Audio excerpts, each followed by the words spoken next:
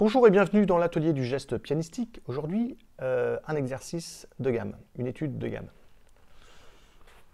Plutôt que d'essayer de travailler comme ça, lentement, mais toujours en progressant, quelque part ça n'apporte pas tellement de choses. Ce qu'on veut, nous, c'est étudier. Alors, on va pouvoir étudier, on va jouer les notes deux par deux. Comment ça va marcher? On va faire ça. 1, 2, 3, 4. 1, 2, 3, 4. 1, 2, 3, 4. 1, 2, 3, 4. Ce qui fait rapidement 1, 2, 3, 4. 1, 2, 3, 4. 1, 2, 3, 4. 1, 2, 3, 4. 1, 2, 3, 4. 1, 2, 3, 4. 1, 2, 3, 4. 1, 2, 3, 4.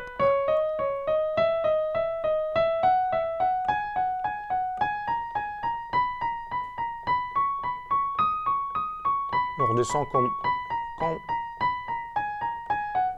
quand on veut.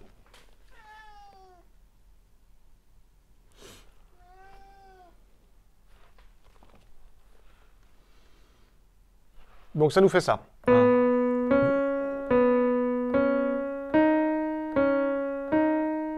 voyez? On n'est pas obligé de jouer si fort.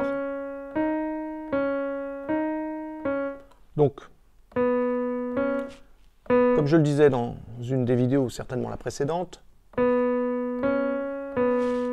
que ça, c'est pas facile à faire. Comment ça se passe? En fait, je joue le pouce. Je laisse le poids sur le pouce. Je me retrouve avec 2 points d'appui.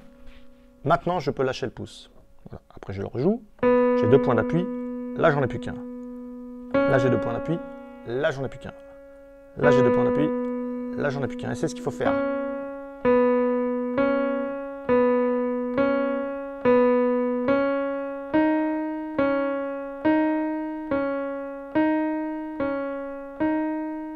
On les étudie 2 par 2, les notes.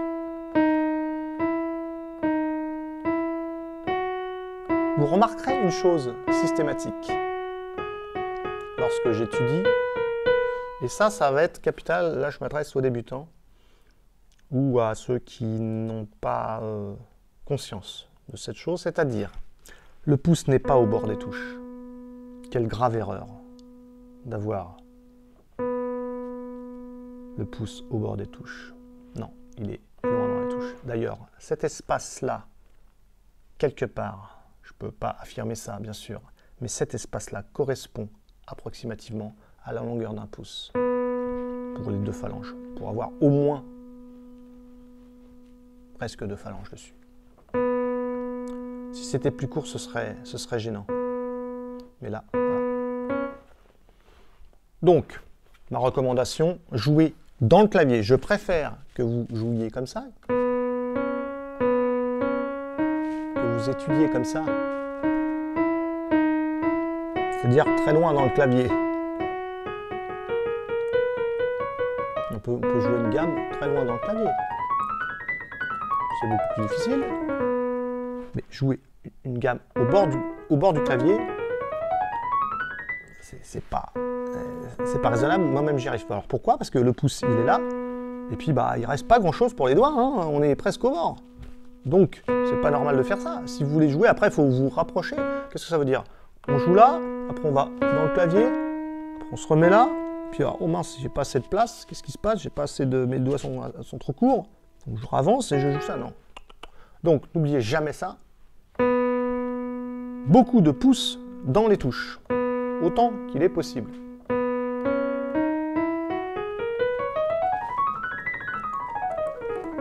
Voilà. J'ai toujours au moins une phalange. Toujours au moins une phalange. Alors, il y a des gens qui ont des très grandes mains. Peut-être qu'ils vont pouvoir s'écarter un petit peu plus, parce que les doigts iront tellement loin que j'avais entendu Duchâble me dire, François-René Duchâble me dire, enfin nous dire, parce qu'on était plusieurs à l'écouter, que le 3, il savait pas trop quoi en faire des fois, parce qu'il était un peu trop long, il était un peu trop gênant. Et alors, effectivement, François-René Duchâble a une très grande main. Hein, quelle chance!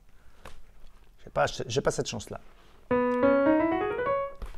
Donc voilà, Donc on travaille comme ça, et on y va.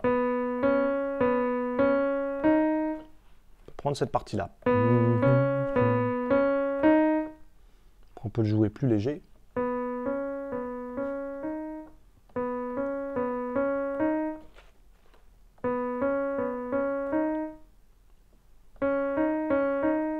Vous voyez?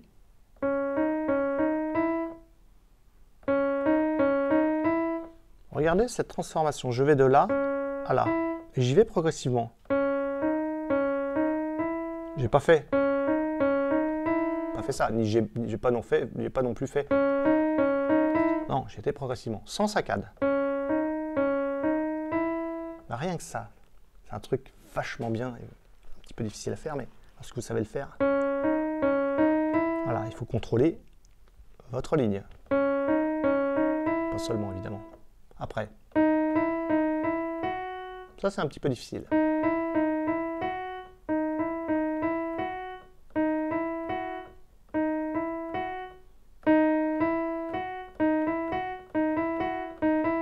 Quand je veux jouer fort, je vais prendre de plus en plus d'élan.